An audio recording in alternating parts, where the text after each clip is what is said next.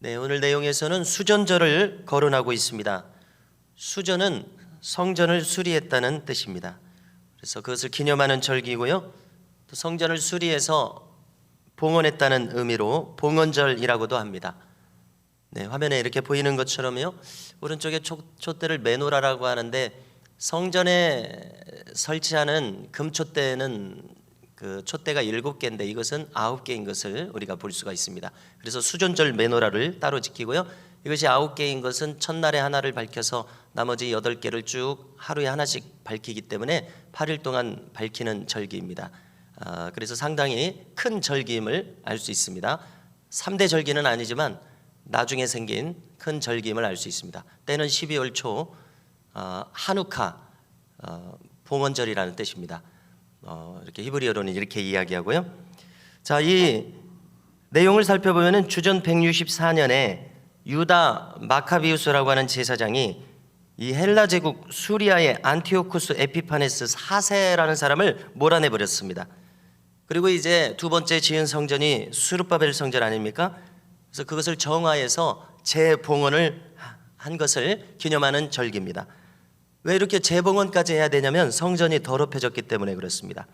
왜냐하면 이 헬라인 안티오쿠스 에피파네스 4세는 이 예루살렘의 수르바벨 성전에다가 두 번째 지어져서 제2성전이라고도 하고 헤로드 왕이 이 제2성전을 증축한 것이죠. 솔로몬 성전이 다 무너진 자리에 재건한 성전이라서 그렇습니다. 주전 420년에요. 자, 이 성전 한가운데다가 제우스 신상을 세웠던 것입니다.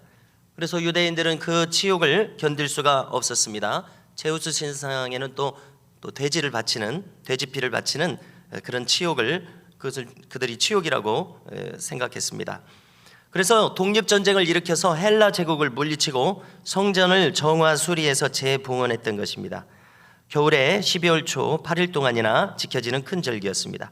그래서 하루에 하나씩 이렇게 8개의 등불을 켠다고 조금 전에 이제 말씀을 드렸었는데요.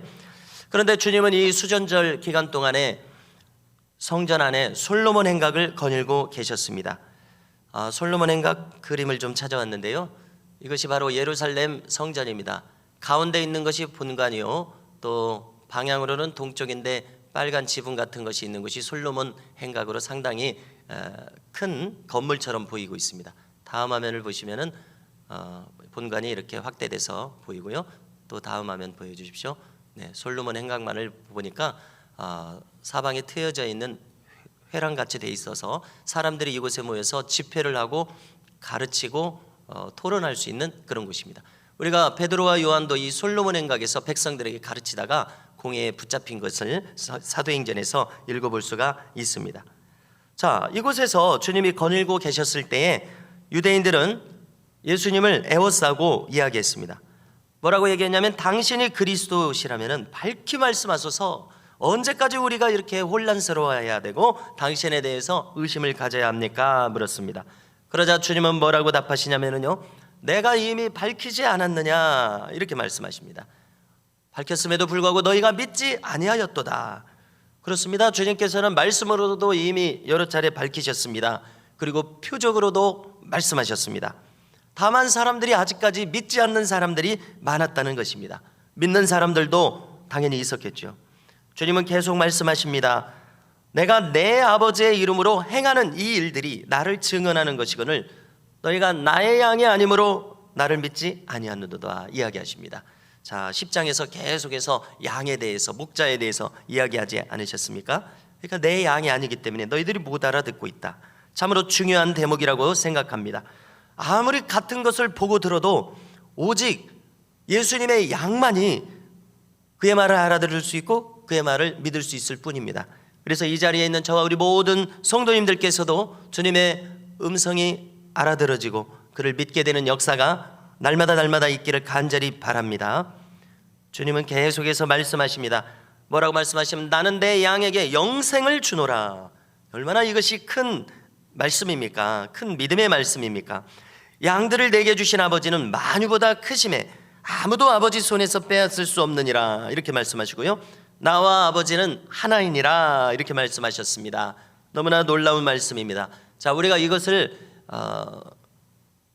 여과 없이 그대로 믿으려면 어떻게 해야 됩니까? 인간의 입장에서 이 말씀들을 봐서는 안 될 것이요, 하나님의 입장에서 본다면 이 말씀은 틀림없는 말씀입니다. 인간의 입장에서는 받아들이기 어려운 말씀일 수 있습니다. 그러나 하나님 입장에서는 당연한 사실을 지금 말씀하고 있습니다. 아버지는 만유보다 크시고 아버지께서는 한번 들어온 양을 빼앗기지 않으시고요, 그 다음에 나는 아버지와 하나니라, 이 주님의 말씀은 사실입니다. 자, 이 놀라운 말씀, 인간의 입장에서는 쉽게 말해서 맨정신으로는 받아들이기 버거운 이 말씀을 듣고 인간은 단 두 가지 반응을 보일 수 있을 뿐입니다. 이것을 전적으로 믿거나 이것을 거부하거나 두 가지 반응뿐입니다. 자, 그런데 이 말씀을 들었을 때에 유대인들은 주님을 돌로 치려고 했습니다. 그래서 주님은 여기다 대고 말씀하십니다. 내가 아버지로 인하여 선한 일을 행하거든 어찌하여 나를 돌로 치려 하느냐 말씀하십니다. 무슨 말씀입니까? 기사와 표적으로 말미암아 지금 이 맹인이 눈 뜬 것에 대해서도 사람들이 어떻게 이야기했습니까? 창세 이후로 이런 일을 듣거나 본 적이 없다고 이야기하지 않았습니까? 물론 엘리사 선지자도 죽은 자를 살려서 일어나게 했습니다마는 예수님도 죽은 자를 3번이나 살리셨습니다. 자, 이러한 표적들을 볼 때 이 일을 이와 같이 선한 일을 행하거든 어찌하여 나를 돌로 치려 하느냐, 이렇게 예수님께서 물으셨던 겁니다. 자, 그래서 그들이 왜 예수님을 돌로 치려 하는지 이야기합니다. 선한 일 때문이 아니라 그들도 기사와 표적을 부인할 수는 없었던 것입니다. 명명백백했기 때문이죠. 자, 그런데 그들이 책을 잡는 것은 신성모독 때문이로다, 이렇게 말합니다. 네가 사람인데도 스스로 하나님이라 칭하였기 때문이니라, 이렇게 이야기하는 것입니다. 자, 저는 이렇게 생각합니다. 바리새인들과 서기관들이 이제 성경을 가지고 말하자면 그것을 이론화하면 신학이지 않습니까? 그들이 가진 신학 안에서는 이렇게 메시아가 이 땅에 오실 것에 대한 신학이 발달되지 않았던 것입니다. 그래서 그들은 예수님께서 행하신 이 모든 모습에 대해서 받아들일 수 없었다는 이야기입니다.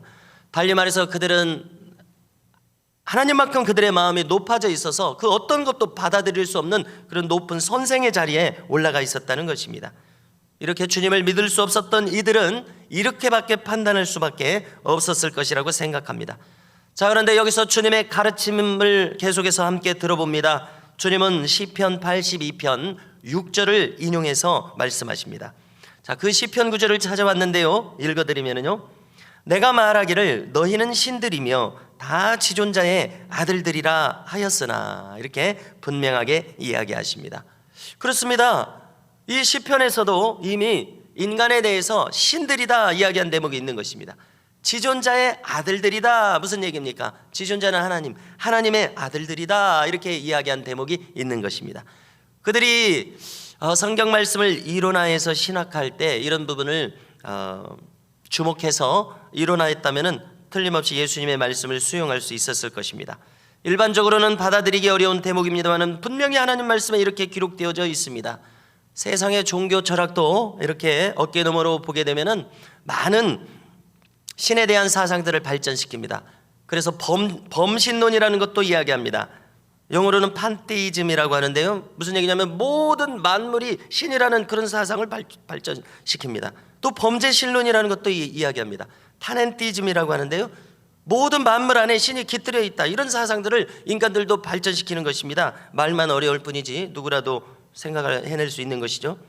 그러나 예수님께서 말씀하신 것은 인간이 하나님의 아들들이라는 것입니다. 신이라거나 신이 깃들어 있다거나 이런 사상이 아니라 하나님으로부터 난 하나님의 아들들이라는 것입니다. 그런 의미에서 신이라고 이야기한 것입니다. 그래서 주님의 말씀을 다시 한번 요약하면 이런 뜻입니다.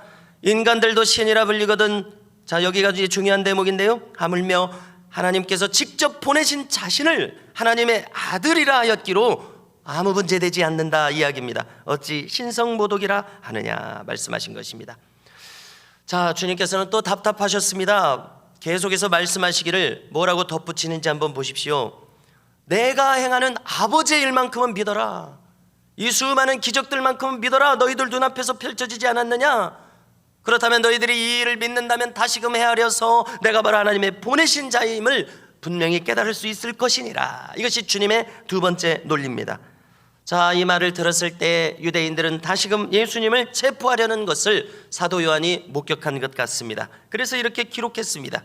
그러나 주님께서는 아직 이제 4개월이 더 있어야 됩니다. 아직 때가 아니므로 그들을 피하여 벗어나셨습니다. 그 이후로는 요단강 건너편으로 옮겨가셨습니다. 전에 세례 요한이 처음으로 세례를 베풀던 바로 그곳으로 가셔서 거기에 거하셨다고 기록합니다. 그런데 이곳에도 많은 사람들이 예수님을 방문했습니다.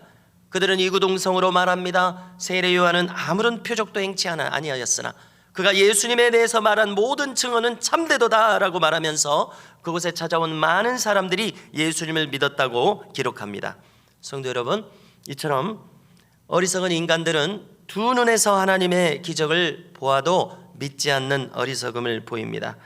그처럼 인간의 마음은 고집이 세고 완악하다는 것을 알 수 있습니다. 히브리서 3장 15절을 보니까 이제 출애굽 때 말씀을 인용한 것이죠. 오늘날 너희가 그의 음성을 듣거든 너희 마음을 강팍게 하지 말라 말씀했습니다.